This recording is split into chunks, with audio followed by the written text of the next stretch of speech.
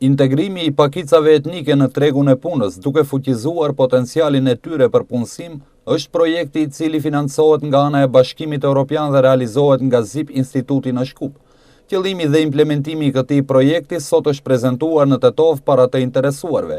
Asistentja e këtij projekti Nazlie Iseni thotë se në këto aktivitete do të ketë trajnime për punësim, vetpunësim, trajnime për fillim të bizneseve, kurse të gjuhës angleze, gara për biznes plan dhe ndihmë financiare prej 3.000 eurove për biznes idetë më të mira.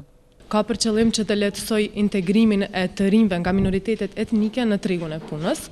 Do të ketë aktivitete të ndryshme, në këto aktivitete do të përfshihet kursi gjuhës angleze, kursi informatikës, do të ketë punëtori kreative për gra, do të shprehin kreativitetin e tyre në qëndisje, në qepje dhe në shumë sfera tjera të kreativitetit. Pastaj do të kemi punë praktike në disa kompani të ndryshme për të gjithë studentët. Ajo që është më rëndësi dhe duhet të ceket është se do të kemi trajnime për biznes plan dhe më në fund 5 biznes idejt më të mira do të shpërblehen me një shumë të hollash prej 3.000 euro. Ky projekt implementohet nga Fondacioni YES, ZIP Instituti, ORGM, DAJA dhe Fondacioni Future nga Bullgaria.